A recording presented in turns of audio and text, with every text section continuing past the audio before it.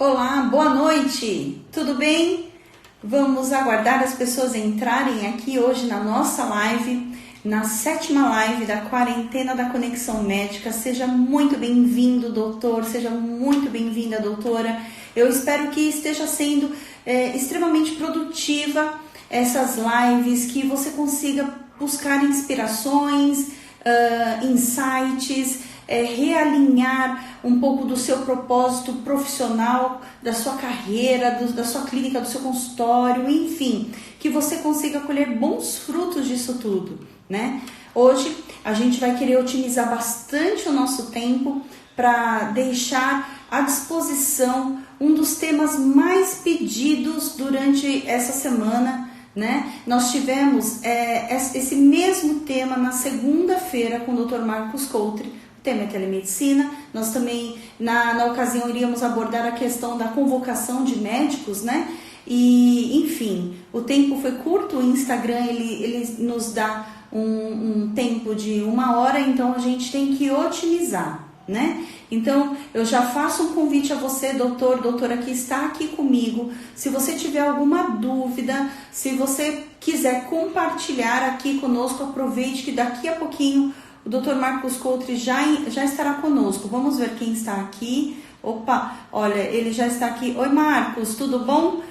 Vou pedir para que você solicite a participação, por favor. Se você não conseguir, acho que tem que sair e entrar novamente. Gente, a minha voz, acho que eu nunca falei tanto na minha vida, porque eu trabalhei a semana toda, de manhã, à tarde, à noite, enfim.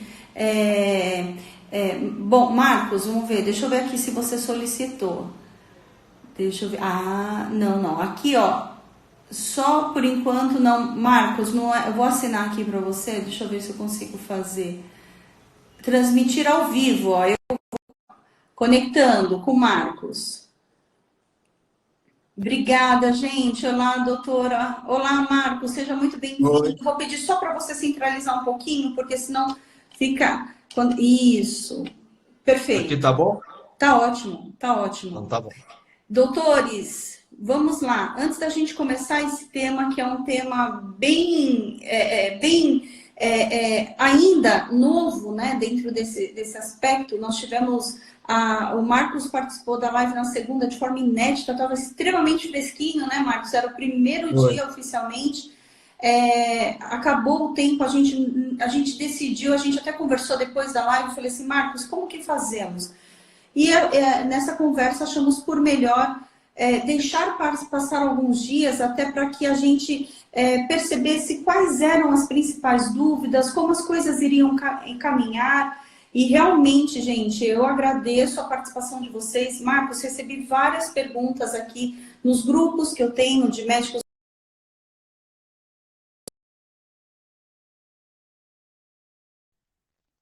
Alguns segundos.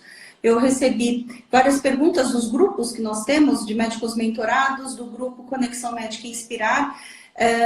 A gente vai acabar compartilhando, mas deixa eu só pedir para que vocês, caso vocês possam aproveitar esse momento muito, muito especial, eu vou pedir para que vocês cliquem no aviãozinho, na setinha, ou como vocês quiserem falar. Cliquem ali e compartilhem essa live com colegas médicos. É o momento, gente, Dr. Marcos Coutri não é qualquer advogado, é o Dr. Marcos Coutri. Quem esteve aqui na segunda sabe. Vasta experiência. Marcos, vamos começar. Eu vou pedir, por gentileza, antes da gente dar aquela mergulhada mesmo na questão da telemedicina. Muitos médicos me falaram a respeito eu estou pegando até aqui as perguntas com respeito à questão da convocação médica, né? Enfim, como que isso vai ser realizado? Como que está o andamento disso? O que você pode falar para a gente? Bom, antes de mais nada, boa noite, né, Marina? Boa noite a todo mundo que está participando aí com a gente, que se interessa, na verdade, por esses dois grandes assuntos que a gente vai tocar hoje, né? Sim. Que é essa parte da atuação profissional nesse tempo que a gente está vivendo, né? De dificuldade para todo mundo, inclusive para os profissionais de saúde, e a telemedicina, né? Esse tema da convocação, na verdade, foi publicado um edital, e o nome era mesmo edital de convocação, e aí muita gente levou isso como se fosse algo chamando para a guerra, vamos exagerar Sim, nesse sim, sentido, foi bem né? assim mesmo. Foi bem assim mesmo. A Mas na sensação foi verdade, exatamente essa. mas na verdade não é nada disso, né? Na verdade, essa participação nesse edital de convocação, ela é voluntária, então não é compulsória, né? Não é uma obrigação participar. Por enquanto, pelo menos, é para quem quiser participar, né? Foram abertas algumas vagas. Essas vagas elas estão todas lá, dependendo da necessidade. E tanto não é uma convocação no sentido de ser compulsório, justamente até porque tem essas vagas, tem critério de classificação, tem pontuação, então funciona como um concurso. E é um Tá. concurso, na realidade, voluntário, então para quem quiser se inscrever, Uhum. e os profissionais que se inscreverem e que conseguirem atender aos requisitos ali do edital, vão ter direito a uma bolsa, né, ou uma remuneração Sim. de pouco mais de R$ 12.000. Tá? E aí a alocação vai ser de acordo com a necessidade do que o Ministério da Saúde entender. Né? Mas Certo. não é uma ideia de convocação compulsória, de ser obrigado, absolutamente nada disso.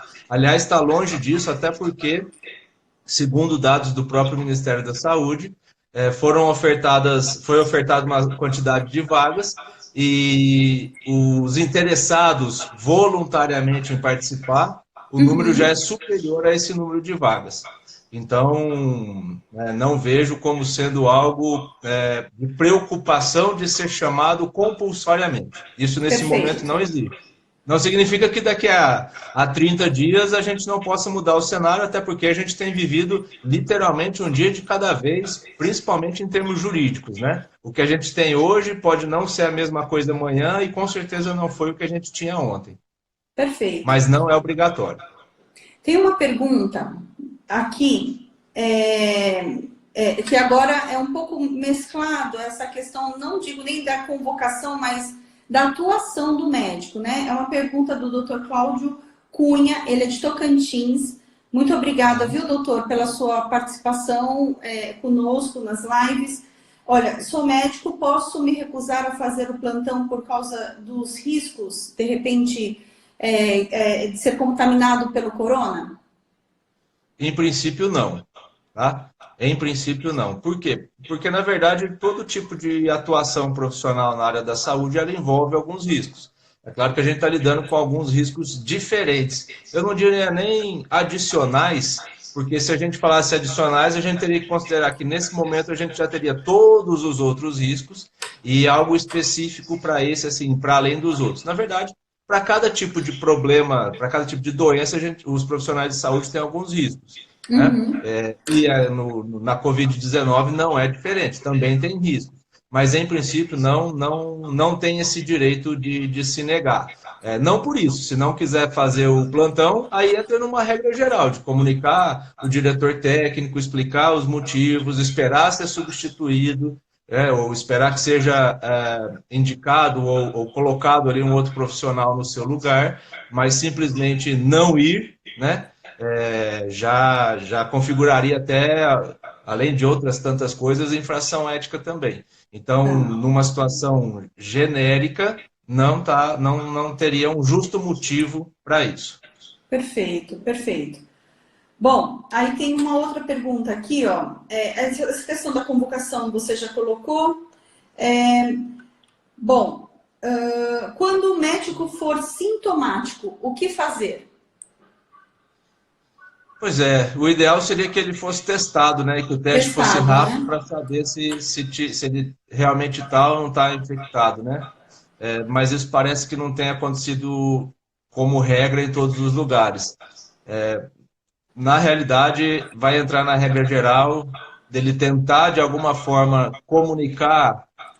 Isso serve para quase todas as respostas que das perguntas relacionadas a isso, né? Uhum. O que acontece é que ele vai tentar resolver isso administrativamente, vamos dizer assim. Então está sintomático ou está em grupo de risco, alguma coisa nesse sentido, tenta resolver com o chefe do serviço, né? Em última análise, a gente estaria falando do diretor técnico e do diretor clínico, mas às vezes não precisaria chegar tanto, o chefe do serviço já conseguiria resolver.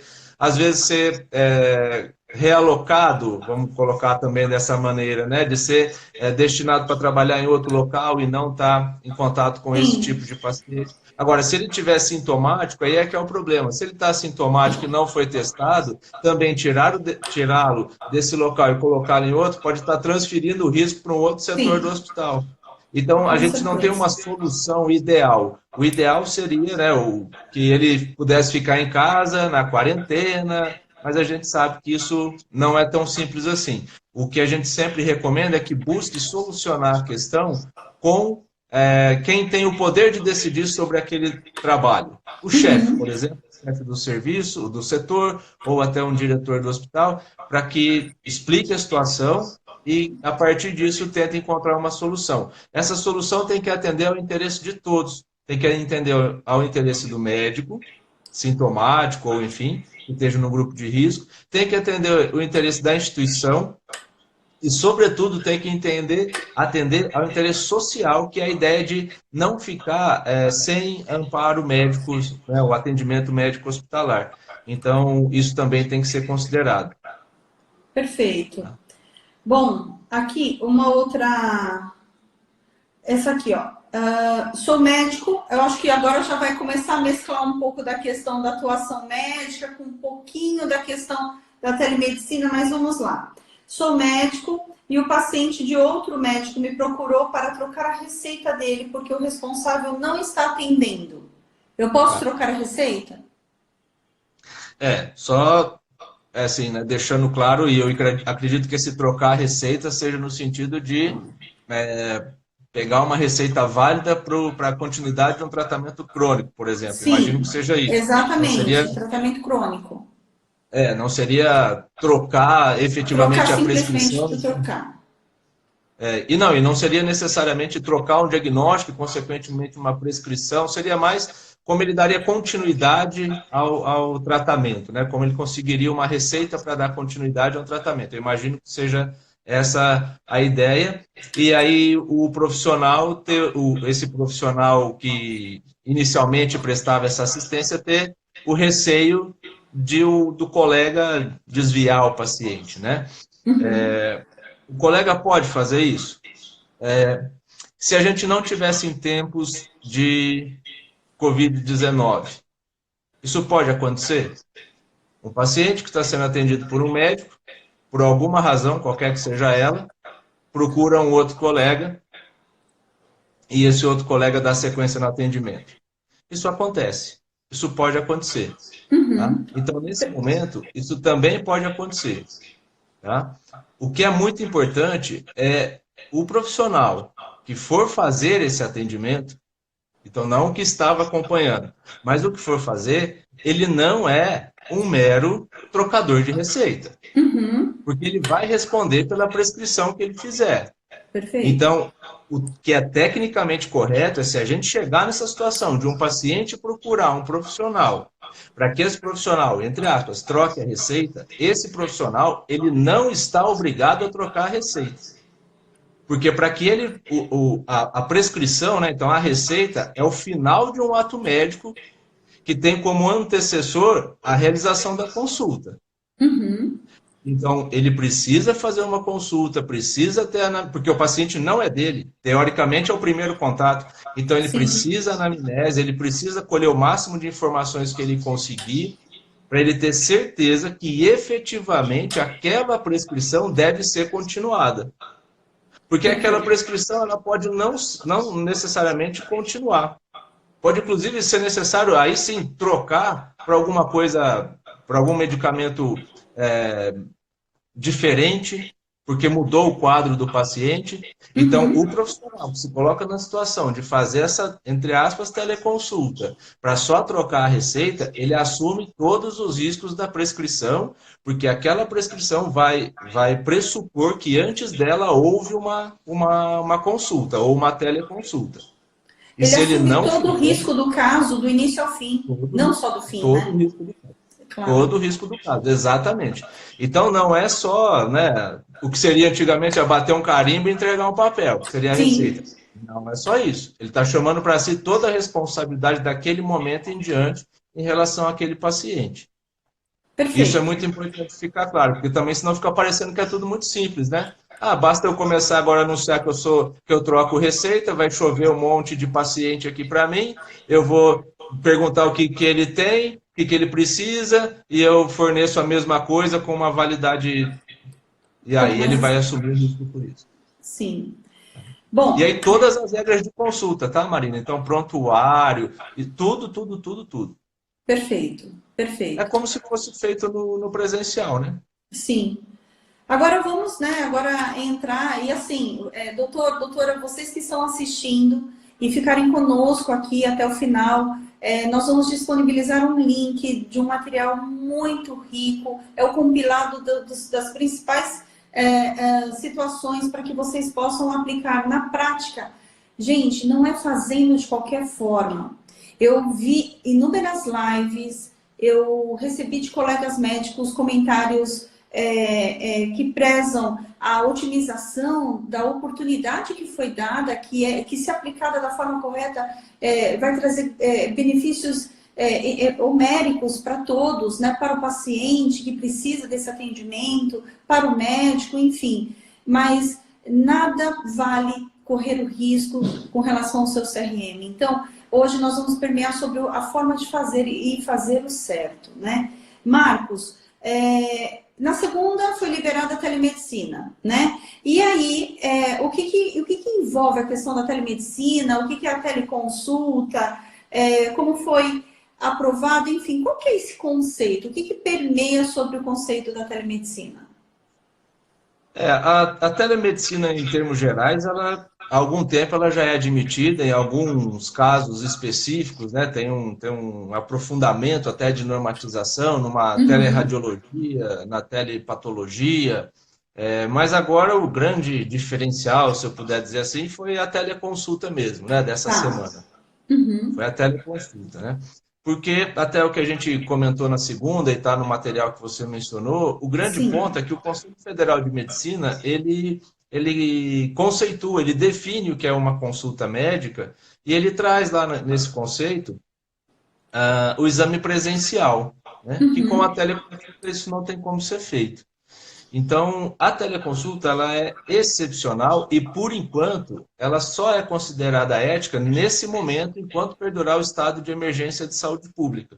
É nesse instante. Então, não é que houve, e isso eu Uma fiz questão de deixar claro. regulamentação, né? Não houve uma Não, regulamentação não, geral. É em virtude da não. pandemia. Exatamente. Que tem como objetivo permitir uma continuidade da assistência médica para os casos que não são de urgência e emergência hospitalar, né? Uhum. Sem que haja deslocamento e contato físico, né? Deslocamento das pessoas, que é justamente essa ideia que a gente está vivendo agora do tal do distanciamento social. Tá? Uhum. Então, esse é o objetivo dessa, entre aspas, liberação.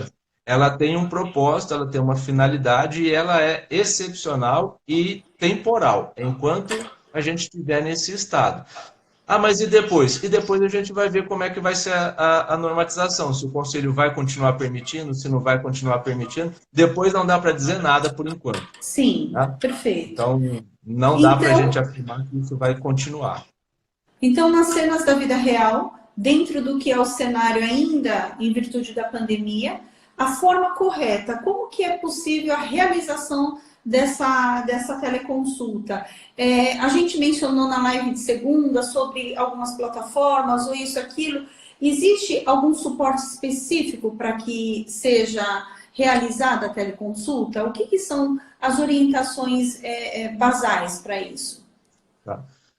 O que a gente tinha antigamente, né, numa resolução que foi revogada do Conselho, é que Hum, teria que ter um prontuário eletrônico nível garantia de segurança 2. Não vou entrar tanto aqui nesse detalhe, porque é uma questão extremamente técnica. No material que a gente fez, tem lá um link de um artigo que eu escrevi explicando tudo isso certinho, o que é o prontuário em papel, o que é o prontuário informatizado, o que é o prontuário eletrônico. Então, está tudo isso descrito lá com um pouco mais de técnica. Certo. Agora, o que a gente tem hoje é que a portaria ela não trouxe nenhum tipo de pré-requisito obrigatório. Tá. Em termos de sistema. O que traz é que tem que ter a confidencialidade, tem que ter segurança, isso tudo sim. Mas não indicou, por exemplo, a necessidade de um prontuário eletrônico nível garantia de segurança 2. Justamente em razão daquele objetivo que a gente acabou de falar, que é permitir uma maior assistência possível dentro desse nosso cenário. Quanto mais exigência fosse colocado nesse sentido, mais difícil seria para os profissionais se adequarem, até porque a gente não está conseguindo nem sair de casa. Então, como é que vai conseguir fazer tudo isso e isso prejudicaria o objetivo da portaria, que é justamente tentar permitir uma maior prática da medicina, se eu puder falar dessa maneira, né? Nesses tempos de pandemia. Então, não tem um requisito obrigatório, não tem um sistema obrigatório, não tem nenhum sistema que seja chancelado pelo conselho, dizendo tem que ser esse, ou esse aqui tem um selo de garantia do conselho. Isso não tem. Mesmo porque aconteceu nesses dias, em virtude da pandemia, não dá, o intuito não é regulamentar, é assistência. Né? Exatamente. A questão é dar a assistência, a permissão de que isso atinja o maior número de pessoas. Óbvio que a gente sempre preserva e orienta, independente disso. Ah, Marina, posso fazer pelo WhatsApp? Doutor Marcos, posso fazer pelo WhatsApp? Posso fazer pelo Hangout? Posso fazer pelo Skype? Enfim. Ou então, eu posso fazer pela plataforma Zoom, que foi aquela que nós conversamos, que tem a possibilidade do envio do link por e-mail. Então, tem toda uma via de comunicação que fortalece a questão do consentimento do paciente, né, da realização desse tipo de consulta. Eu acho que assim, Marcos, pelo que eu andei percebendo, pelo que eu vi nos grupos que eu conduzo de médicos mentorados, tem gente fazendo já, tem gente fazendo, atendendo, está sendo muito importante esse elo.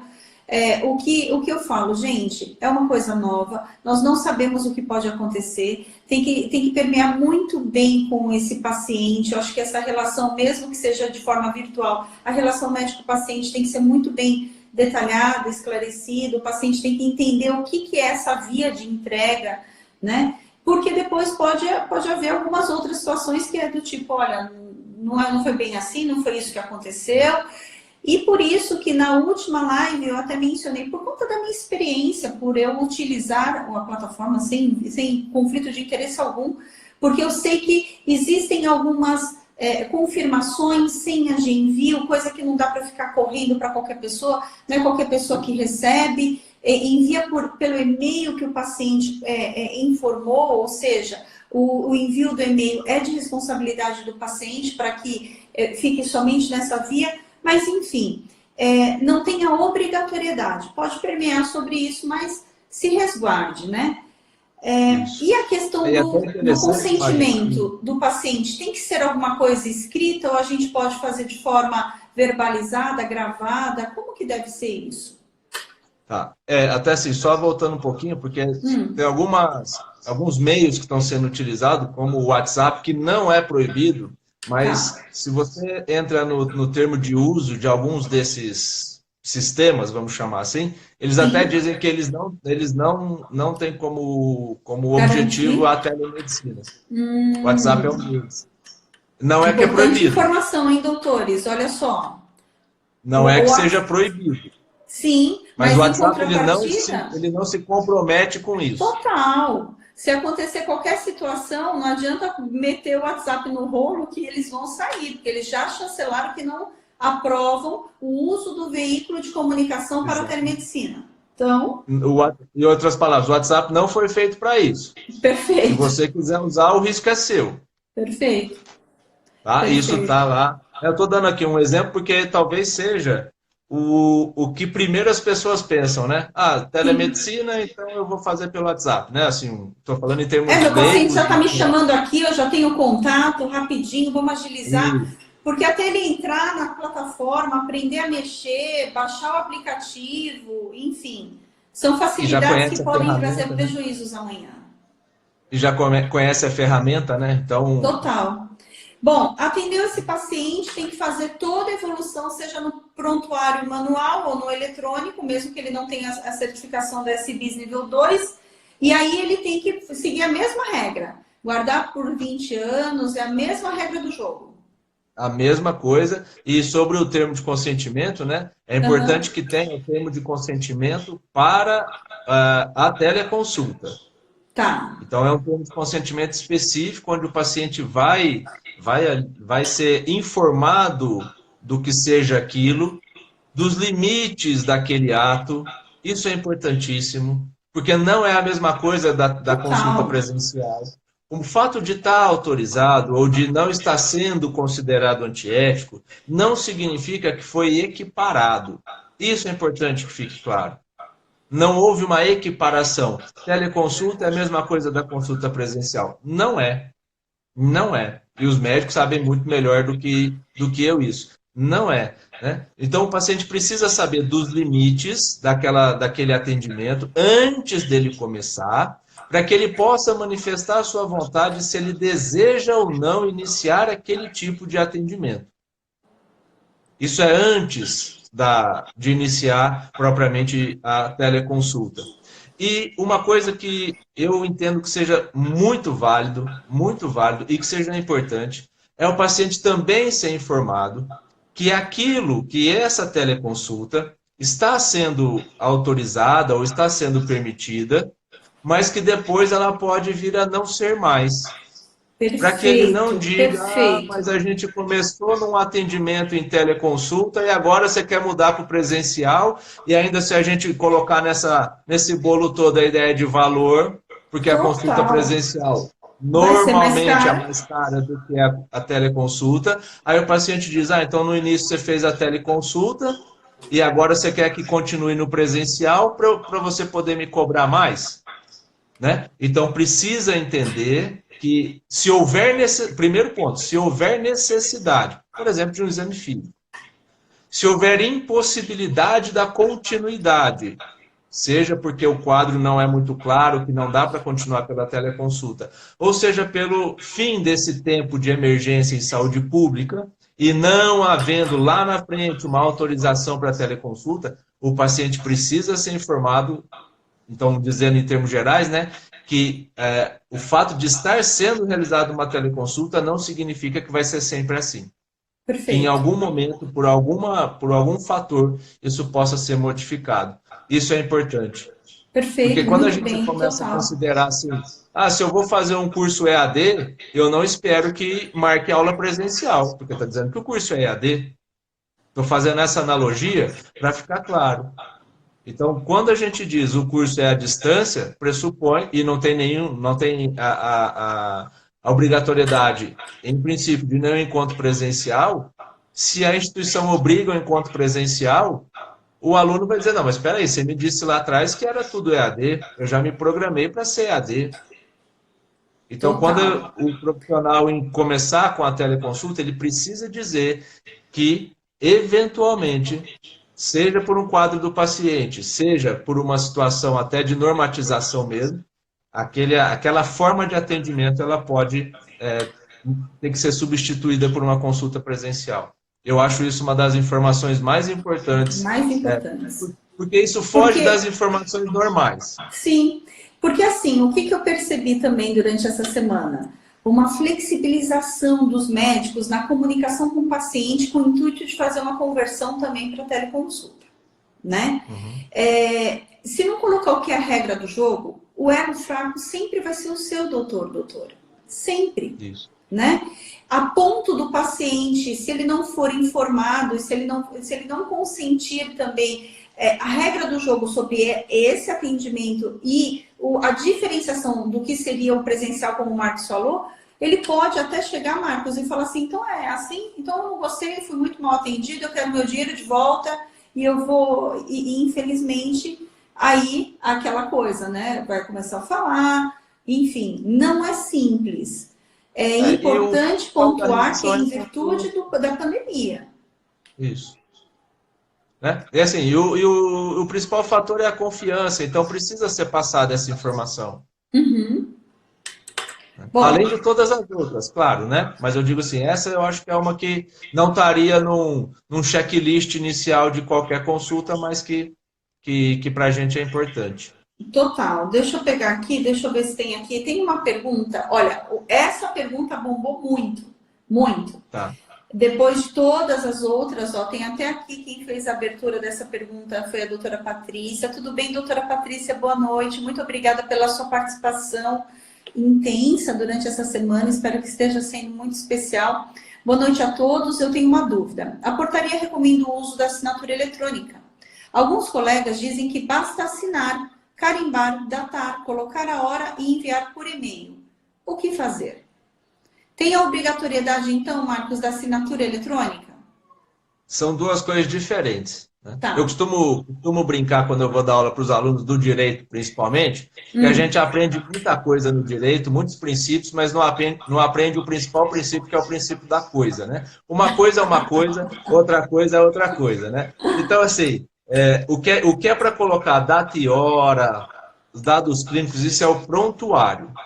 Para fazer o prontuário, nos termos da portaria, não precisa ter assinatura digital. A assinatura eletrônica, né, com o certificado digital, ela é necessária para os casos de atestado e prescrição. Tá. Não é necessária a assinatura para a teleconsulta em si, Tá. tá? Não é obrigatório. Só fazendo aquele paralelo de novo, se a gente tivesse lá na resolução revogada do CFM, aí seria obrigatório, porque ele exigia o prontuário nível garantido de segurança 2. Hoje, não.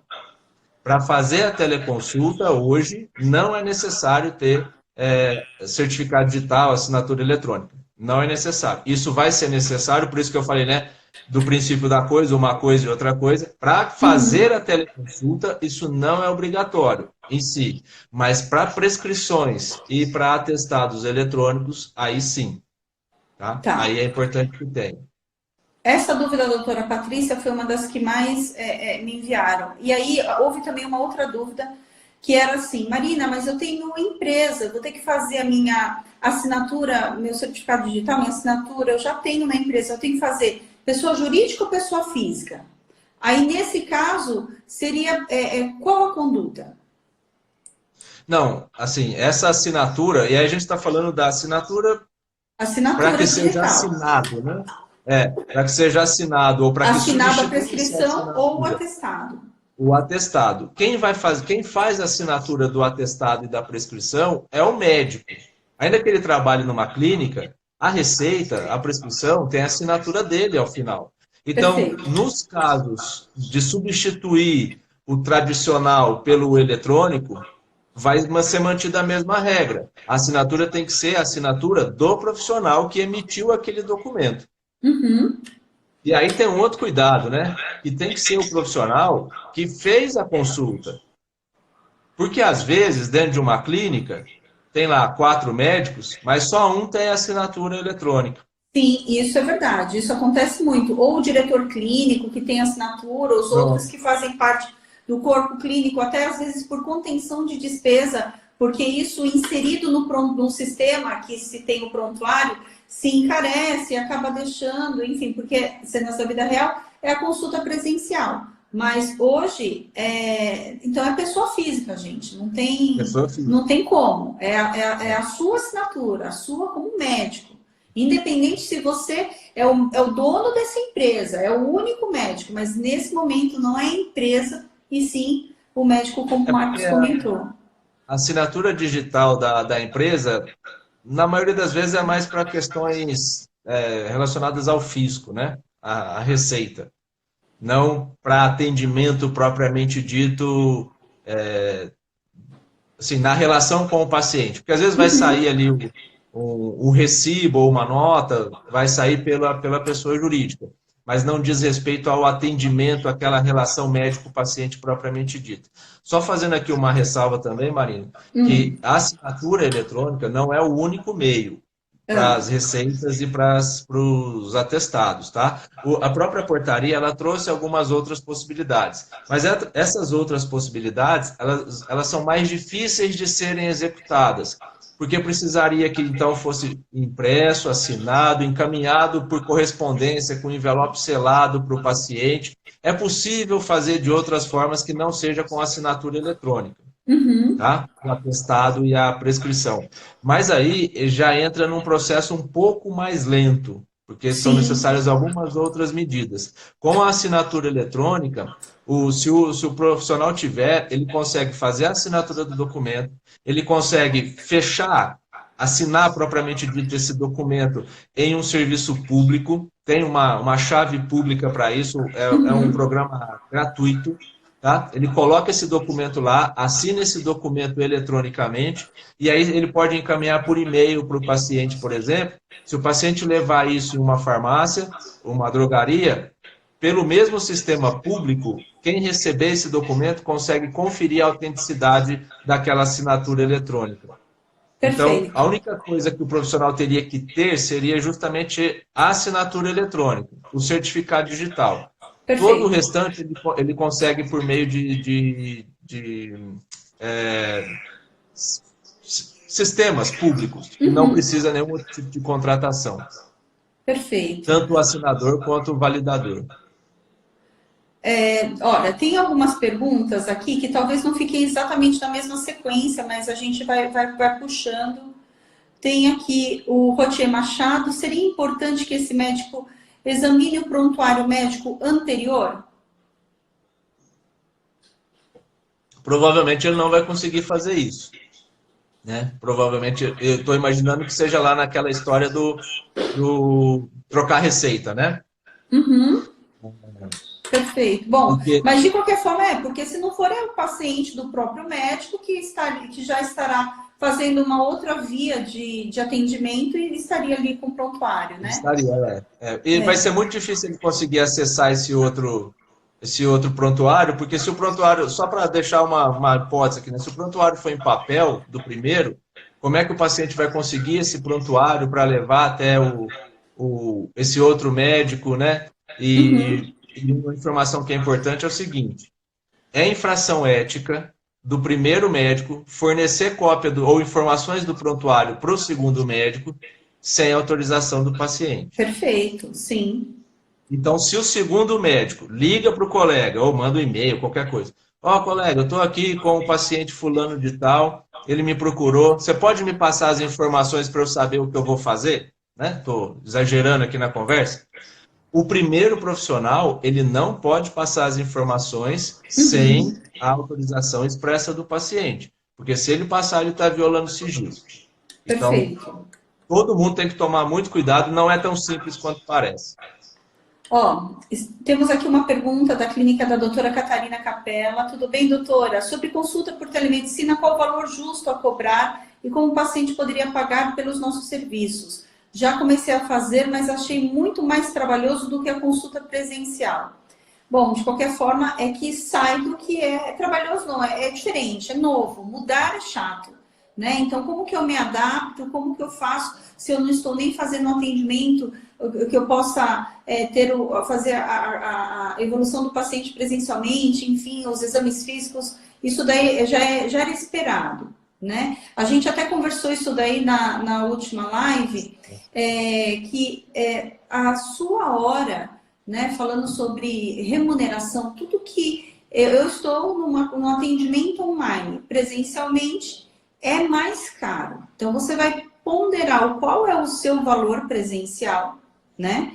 Deixar também bem claro, né, Marcos? Eu acho que é importante a gente ressaltar se essa consulta, se essa teleconsulta, porque não é obrigatoriedade, não tem a regra, o Conselho Federal de Medicina não preconiza que você tenha a obrigatoriedade de conceder o retorno dessa consulta, então é importante o paciente ter a clareza do que ele vai pagar. Então, o que normalmente a gente permeia é de um valor a menor do que o seu valor presencial. Eu vou falar como uma experiência minha, que eu recebi na segunda-feira, logo na segunda não, acho que foi terça-feira, de uma indicação de um médico que eu tenho que fazer um exame pré-operatório. E aí eu recebi o script, eu achei assim, pontual para os meus médicos mentorados. Eu até mostrei, assim, compartilhei um pouco do que estava acontecendo. Foi bem elucidativo, com muitas informações, com passo a passo com relação à plataforma Zoom. Para mim não ficou dúvida. Eu lido com vocês, médicos, eu trabalho estratégias, mas eu estava naquele momento como uma paciente. E a consulta era o mesmo valor do que eu iria pagar presencialmente. Eu, Marina, como cliente, eu achei que não valeria.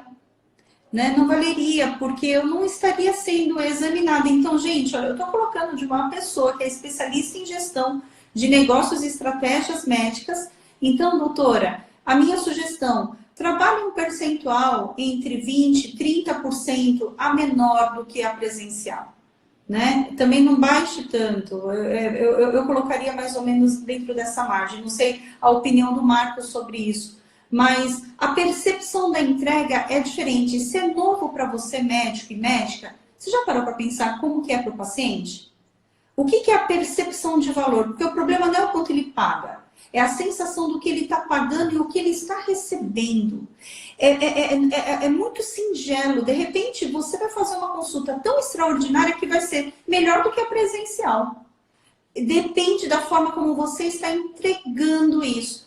E se ele paga e ele reconhece que valeu aquele valor, ele vai sair bem. No meu caso, como eu também não vou fazer o procedimento agora por conta dessa situação, eu senti, falei, não, então tá tudo bem. A minha médica que fez a indicação falou, não faça agora, tá tudo bem. Mas é só para vocês entenderem, pratiquem empatia, se coloquem no lugar do seu cliente. O que você perguntaria? Quais são as dúvidas? Pequem pelo excesso. Marcos, você colocaria alguma outra observação a respeito dessa remuneração? Não, eu acredito também nessa linha geral de que o valor vai ter que ser um pouco mais baixo, como Sim. regra, até porque as pessoas, até nessa linha do que você já falou, né, as pessoas já têm um parâmetro do que seria uma consulta presencial. Então, aí vem essa ideia de que eu acho que eu vou ter alguma coisa a menos, É aquela né? coisa, menos comparado a quê? A presencial, E gente. a A presencial, presencial. exatamente. Então, ele está Não significa que fazendo. vai ser ruim. Eu estou fazendo bate-papo aqui, e de repente, mesmo assim, mas nossa, ele nem me examinou, nem me auscultou, nem me aferiu a pressão, nem mediu minha temperatura, enfim. Essa questão da empatia, de se colocar no lugar, acho que consegue dar essa nivelada. Bom, temos mais Agora, perguntas. não Pode tem nenhum falar. parâmetro também de mínimo e máximo para cobrar. Sim, perfeito, não tem. Eu como faço precificação, o que eu sugiro, já que e não haverá retorno, nesse caso, deixar muito claro, eu colocaria o percentual do que é o seu valor integral com 30% menos, tá?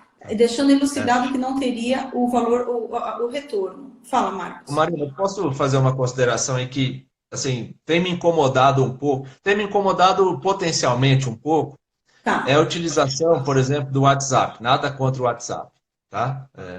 Ajuda muito. Mas eu acho que seria relevante mudar o meio, para aqueles que quiserem fazer, mudar o meio, porque o paciente hoje ele usa o WhatsApp, então o que vem registrado para o paciente, né, do uso do WhatsApp, é alguma coisa informal, é alguma coisa Total. simples, é alguma coisa, então veja, menor, onde ele vai tirar uma dúvida pontual. E às vezes a utilização dessa mesma ferramenta para algo maior, que seria a teleconsulta em si, ele não vai conseguir perceber todo esse valor. Ele vai dizer, até outro dia eu falava contigo no WhatsApp, você não me cobrava nada, agora você está cobrando. Ele não vai Perfeito. conseguir É, perceber a mudar. modificação da qualidade e da complexidade do serviço que está sendo entregue para ele. Né? Perfeito. E aí pode até gerar isso que você está falando de retorno. Ele acreditar que, continuando naquele mesmo sistema no WhatsApp, ele vai poder fazer a teleconsulta. Ok, eu paguei pela teleconsulta, mas agora eu vou continuar tirando todas as dúvidas de novo por aqui. Isso não ter fim. Olha, e aí Então, eu vou falar de uma coisa que é pior ainda. Hipoteticamente, que você faça pelo WhatsApp, que você pegue uma linha que seja uma extensão, que não fique com a sua secretária por conta do sigilo médico-paciente, mas que também não seja a sua linha de celular. Senão você é escravo. Você nunca mais, vai virar tudo emotivo, doutor deu uma coceira, doutor deu isso, e vai ser um tanto quanto desconfortável. Usar uma outra via de entrega é a melhor solução. Marcos, a gente E também tem muitas esclarecer, viu, perguntas. Marina? Horário de teleconsulta. Bacana. Porque Para senão também isso, vão querer. doutores, é importante colocar, Marcos, existe a probabilidade de mensagens automáticas dentro do horário comercial ou dentro do horário do atendimento, até no WhatsApp. Eu não digo que você fará o uso do WhatsApp, mas a mensagem com o paciente, o WhatsApp, que é o corporativo, business, né? De negócios, você consegue colocar aí, hipoteticamente, 6 horas, eu atendo até às 6, 6 e 1, mandou a mensagem, já vem a mensagem automática. Então, você consegue delimitar até onde pode, porque eu tenho visto muita gente baixando a guarda para dar uma assistência, para entrar nesse mercado. Gente, entrar nesse mercado que está em meio à pandemia. A gente não sabe se vai parar daqui uma semana ou vai perdurar por mais 1, 2 meses, enfim. Mas, e a forma como a gente vai comunicar e divulgar isso também é uma forma muito preocupante. Eu já vi de tudo. Olha, até aqui teve uma médica que compartilhou aqui, Marcos, falando que... peraí, deixa eu procurar aqui. Falando que usaram o Facebook, eu tenho... Não, aqui é outro. Deixa eu voltar aqui. Que o médico estava dando consulta de graça. Tem um médico na minha cidade natal... Não, doutor, tem um médico na cidade de Natal oferecendo no Facebook gratuitamente trocas de receita. E olha que ele já foi membro do Conselho do CRM, mas enfim. É só para vocês entenderem que cuidado com o como vocês farão. Pensar, estruturar, o que eu quero para mim, o que é o pior cenário, o que eu não quero ficar respondendo, como que eu posso reorganizar. A doutora Graziella colocou aqui, ó, a doutora Graziella Benini, lá embaixo ela mencionou, mas tem pacientes que, assim, pacientes que não conseguiram usar a ferramenta como o Zoom. Aí está a importância da qualificação da equipe ou então da orientação do médico sobre como fazer. Não é tão complicado. Se ele fizer pelo celular, ele só vai baixar o aplicativo, ele vai clicar no link, eu circulo, eu dou um print no celular, eu circulo onde? Porque tem várias coisas que ele pode clicar, vários itens que ele pode clicar para adentrar, via celular, tem várias. Aí eu circulo e falo, olha, baixa o aplicativo, assim que baixar, clica nesse link, só, mais nada. Aí tem que ver a questão do áudio, para que ele esteja no lugar, que esteja só ele, para que ele se sinta à vontade para fazer, ou ela, né, no caso que ela é ginecologista, à vontade para fazer a consulta, falar do que enfim. Mas eu ainda acredito que, apesar do trabalho, vale a pena usar os caminhos que vão trazer essa seguridade. Ele não é o mais fácil. Faça o WhatsApp, você clica ali, ligou e tudo bem. Gente, nem sempre o caminho mais fácil é o caminho mais certo para você. Então, Não, e o fato de ser mais fácil não significa que seja correto e não significa que haja segurança para todos os envolvidos naquilo, né? Perfeito. Não queira facilitar para o paciente passando por cima de obrigações profissionais. Isso sempre vai dar errado. Ó, a doutora Kelly Baialdi perguntou se a gente tem algum modelo de termo de consentimento. Gente, modelos nós temos. O doutor Marcos, ele até atua exatamente com isso, na elaboração disso, né, doutor? Depois a gente pode até explicar como a gente pode viabilizar para que isso chegue até vocês, tá? Bom, a previsão de teleconsulta, sim, doutora Sabrina Negro, é só enquanto durar o isolamento.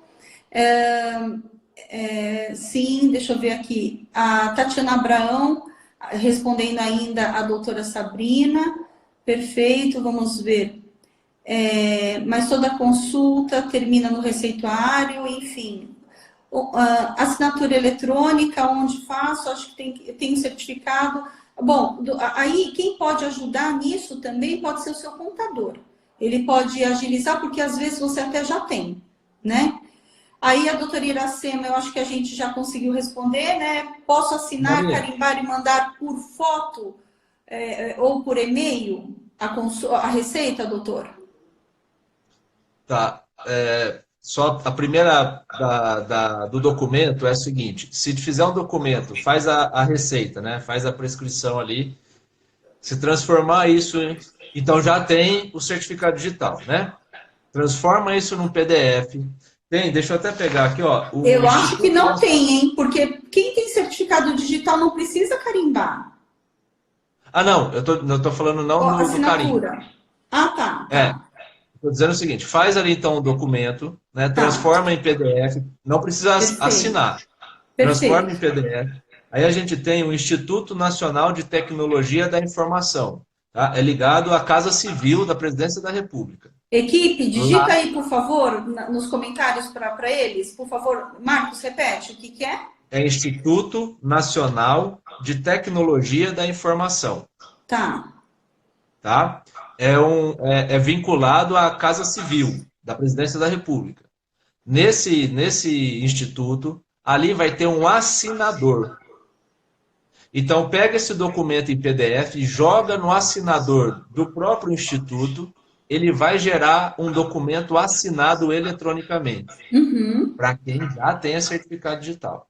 E no próprio site ele tira o N, né? Ele coloca só IT, né? Não tem o nacional aí, mas no próprio site do IT, do Instituto Nacional de Tecnologia, ele também já tem o validador. Ele também Perfeito. já tem o validador. Então, se você me mandar um documento que está lá assinado digitalmente, eu pego esse documento, eu jogo na plataforma do IT, que é pública, da Casa Civil, ele vai dizer para mim se aquele documento ele está ou não está assinado de acordo com o que seja necessário. Então, para quem já tem assinatura digital, dá para fazer isso. Eu estou dizendo um Perfeito. caminho, haveria outros, Perfeito. tá?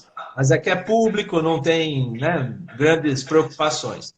O outro lado, se eu carimbar e assinar e mandar, ele é um documento digitalizado.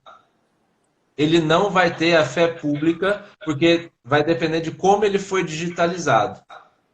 Se ele for uma digitalização caseira, né, só transformada ali, só passou na impressora mesmo e já mandou, aquilo ali, hoje em dia, ainda não é considerado um documento com fé pública. Tá. Ó, vou deixar aqui, Laís, digita para mim e para eles, por favor, o aplicativo CamScan, né? Você fotografa e ele deixa no formato, ele converte aquilo para PDF, você consegue colocar e você fecha o arquivo. Ele vai um arquivo fechado. Ele é muito interessante, é super fácil, é gratuito, então acho que vale aí a indicação. Ó, uma pergunta importante aqui do Dr. Gustavo Quirino, ele é psiquiatra. Como fica a situação das receitas B, que no caso são a receita azul e amarela? Para isso não mudou nada, todas as exigências das receitas, elas continuam as mesmas. Uhum. Tá? Então, aí Então, tudo. nesse caso, a receita azul e amarela é diferente. Ele vai precisar entregar. Então, a via da finalização desse teleatendimento vai ter que ser através da entrega dessa receita física. Se essa é a exigência para esse tipo, né? Então, assim, cada prescrição, cada receita vai ter. O fato de ser eletrônico não mudou essa situação, porque a Tá. eletrônica ela só vai substituir a física. Então, Uhum. se algo tem que acompanhar a receita, isso vai continuar sendo necessário. Isso não Certo. teve alteração, não teve um abrandamento. Bom, deixa eu verificar aqui.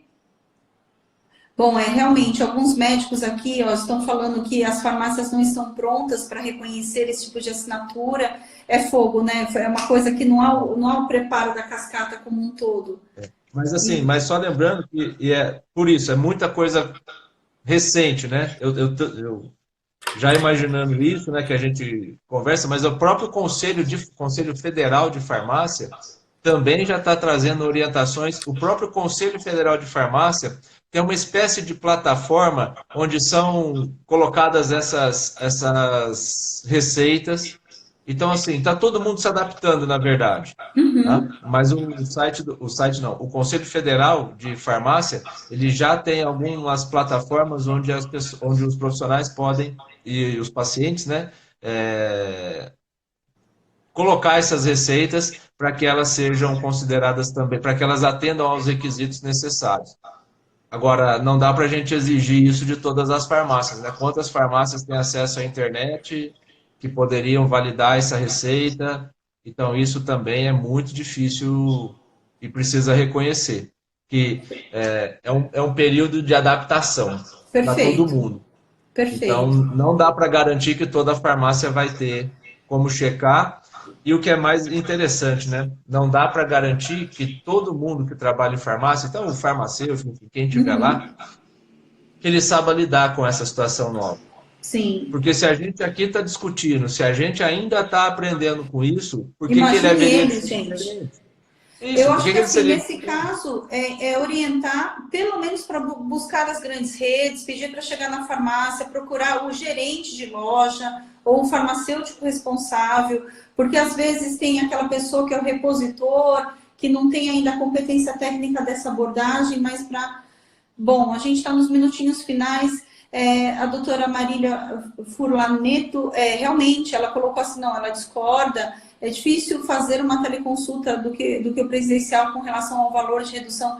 Doutora, isso é uma coisa muito particular, né? Eu acho que você sabe o que você entrega. A única coisa que a gente coloca por ser especialista, né, dentro da questão da experiência do cliente, é que tudo que não é presencial torna-se um pouco mais em conta. Só por isso, mas você tem total liberdade de fazer a precificação que lhe convier, né? Tem a doutora Graziella que mencionou, tem dificuldade com parar com o WhatsApp. Gente, tem, porque senão você fica, doutora, ainda mais que você é obstetra, né? Enfim, nunca mais larga, uma vez feito. Enfim, a doutora Marília ainda compartilhou aqui, ó, que ela usa o Google Duo, que funciona super bem, ela não usa o WhatsApp de jeito nenhum. Enfim, gente. Uma coisa que é importante para a gente fechar aqui, que são os minutinhos finais. Marcos, operadoras de saúde, o que fazer? Porque o que acontece? A ANS liberou. Isso está liberado, mas os convênios das operadoras de saúde não estão aceitando. Só para você ter uma ideia, eu tenho uma clínica que a gente teve que dar férias coletivas porque as operadoras de saúde em questão, o modelo de negócio é pautado de fato em convênio, trouxe um impacto muito... Seria mais caro deixar aberto do que fechar, antecipar essas férias. E aí, como que fica essa questão? Aí entra naquilo que é proibido fazer? Não. A ANS, ela já orientou que seja feita a teleconsulta. Tem matéria publicada em Sim. site da ANS, enfim. Então, não tem nada de ilegal nisso. Agora, entra tudo em contrato, em pactuação. Quanto que a operadora quer ou não quer fazer isso? Né? Se ela não autorizar, é porque a regra é o contrato. Não autorizou, mesmo que esteja regulamentado, vai glosar, vai ter que entrar com recurso, vai ter um trabalhinho ali, né? Mas, então, enfim. aí é aquela situação. Para o profissional de saúde, ele pode entrar em contato previamente com a operadora, que ele é credenciado. Estou falando credenciado para usar um termo só, tá? Mas isso serve para cooperativa também, né? Então, ele entra em contato e verifica se ela faz o pagamento ou não. Se ela aceita esse tipo de serviço. Se ela não aceitar, para todos os pacientes que procurarem, o médico ou a clínica já passa essa informação. Olha, a senhora, o senhor está me procurando com esse convênio, mas eu já sei que eles não vão fazer o pagamento.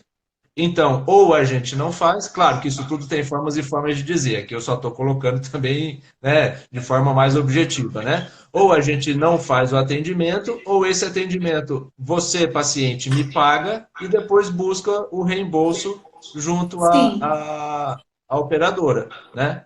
Então, assim, seria uma opção. Ou simplesmente assumir esse risco e depois eu acho que a clínica nesse correr atrás. caso é um risco muito duplo, né? O risco de fazer e não ter o recebimento, porque não foi autorizado e a regra do jogo é que tem que passar por um processo de autorização. Sem a senha não tem reembolso. Isso. E você tem um contrato que você não pode cobrar. Então o médico fica vulnerável a isso. Enfim, a gente está nos minutinhos, último minuto. Marcos, eu quero agradecer demais a sua participação. Mais uma vez engrandeceu aqui todos os médicos que estão. Gente, essa live vai ficar por 24 horas. Nós vamos baixar a live. Se você ainda não entrou no link, tem um link na bio. Bio, o que é bio? É onde aparece a minha página principal. Você vai clicar. Equipe, coloca aí o link da bio, por favor, para que eles consigam entrar e consigam baixar o e-book que o Dr. Marcos fez com todo carinho, todo zelo, para que vocês tenham o complemento das informações. E para o grupo, nós estamos com um grupo fechado, porque as perguntas acontecem. Se você quiser participar no grupo VIP, deixe o seu nome que a gente vai